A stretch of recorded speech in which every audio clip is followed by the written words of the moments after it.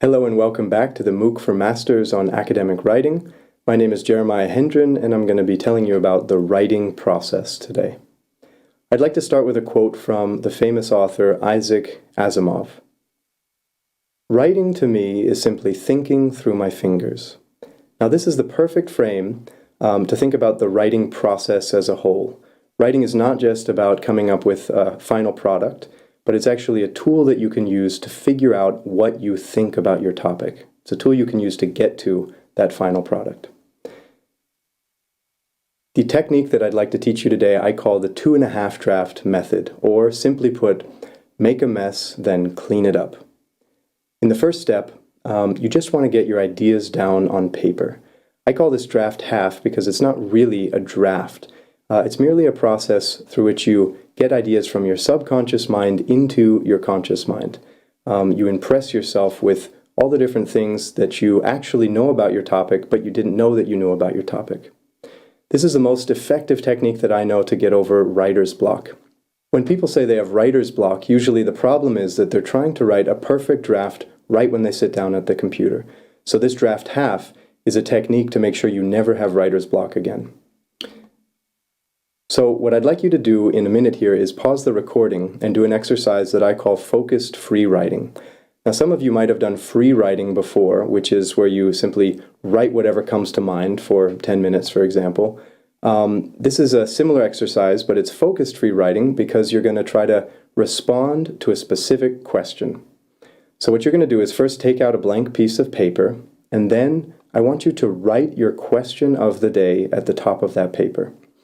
Now your question of the day could be a very broad question like this: how can I make my research findings interesting to a wider audience? Now this would be a good question for somebody who has already finished a thesis or a journal article, for example, but maybe they just got invited to present their findings at a conference and they need to submit an abstract about their findings, and they need to write this in a way that non-experts can also understand, just as an example. Your question of the day could also be narrow, something like this: why do I disagree with so-and-so's findings? So this would be a good question for somebody who is in the thick of their work, writing, in this case, the literature review section, and they already know that they don't really agree with the findings of another author, but they haven't figured out all the details. And so today they're going to get into all the details of why they disagree. Or you could also have a middle-sized question. For example, what are the merits of X versus Y methodology?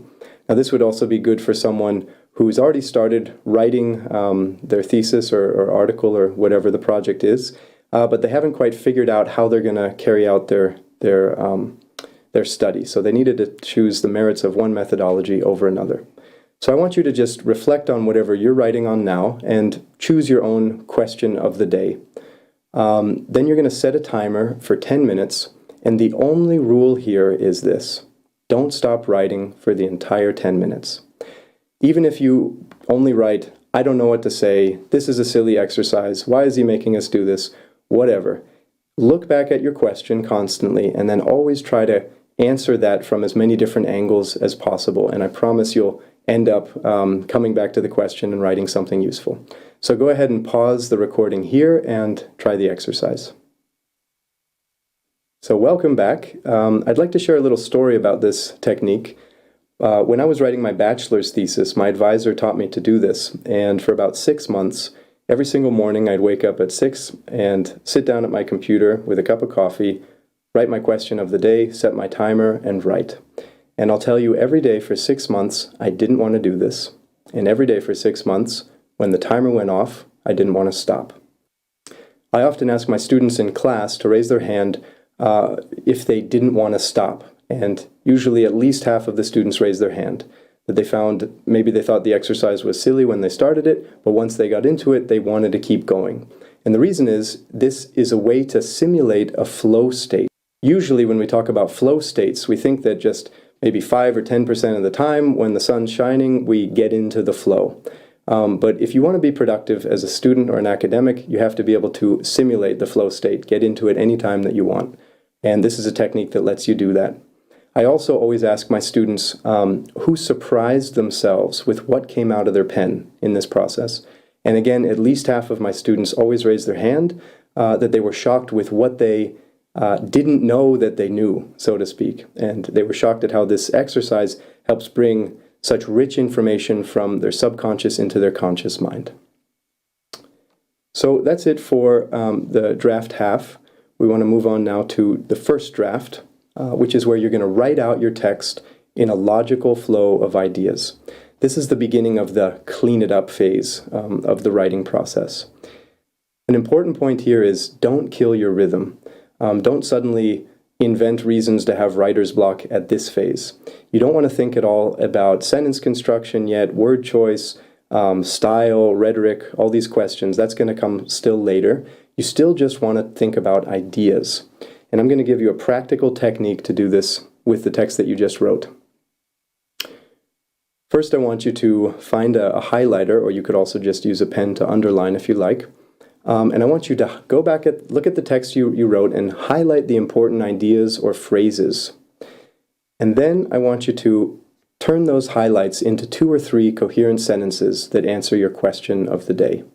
So in the first phase, you were sort of vomiting out all your ideas, getting them onto the paper, and now you're cleaning it all up into coherent sentences that are a specific answer to your question of the day. So go ahead and pause the recording here and do this exercise. Okay, welcome back. So that was draft 1. Now moving on to draft 2. This is where you're going to polish your text following the principles of style. Now you haven't learned much about style yet, but this is going to come later on in this MOOC, where we'll talk about sentence construction and paragraph construction and so on. The important thing here is don't touch any of this stuff until draft 2, right? Until you're at the end of this process of getting your ideas down, pulling your ideas into a logical order. Only at that point do you want to think about the most appropriate style for how to present your ideas, and also to clean up all the, incorrect syntax or grammar that you might have, or, misspellings or whatever else. As I mentioned at the beginning, one of the main causes of writer's block is that people try to jump into this step right away from the beginning. So just keep in mind, all this polishing only comes at the end. Now, some of you might have asked yourselves whether an outline fits into this process somewhere. And it certainly can if you like. I'm not going to go into depth on it today. But if you do want to write an outline, I'd recommend putting it in between draft half and draft 1. Now, this also depends on whether you're working in the hard sciences or the humanities, and also depends on the field you're in. I find that in the hard sciences, outlines are usually not as necessary, because if you're writing a scientific paper, the general structure of the paper is already given for you, and you need to fill in the sections, so to speak. But if you're writing in the humanities, outlines are often essential. If you're writing in philosophy or history, for example, you actually have to figure out from a macro perspective what you think and what you're going to say in your paper. So an outline would be very helpful there. And there are 2 different techniques you could use. One is called a sentence outline, where you actually write out in full sentences all the different points that you're going to make. This can be a very effective technique if you want to test yourself to really see if you understand what you think you understand. When you have to write something out in a full sentence, you often find that you don't really understand it as well as you thought you did. So this can be a good technique if you're still unsure about what you're going to say. Or alternatively, you could use a topic outline where you merely write down key words or bullet points, where you give yourself an overall frame of where you're going to go in your paper. So the most important thing to keep in mind about this 2.5 draft method is it's a technique to help you always stay in the flow. So you never have writer's block. You always know what you can do next in your writing process. And I want you to think about this as a general frame that you then have to tweak to whatever you're working on. So for you, it might not be the 2.5 draft method. It might be the 6.5 draft method or the 4.5 draft method, whatever fits for you. The point is to learn how to make a mess with your ideas and then clean them up. And you might find that different phases actually take a couple of subdrafts, right? In draft 1, you might end up having draft 1.2, 1.3.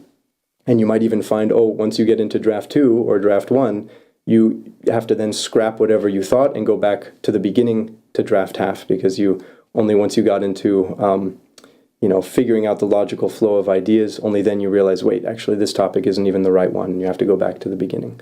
So play with this technique and figure out what works best for you. So this concludes the presentation about the writing process. Thank you very much for listening, and see you next time.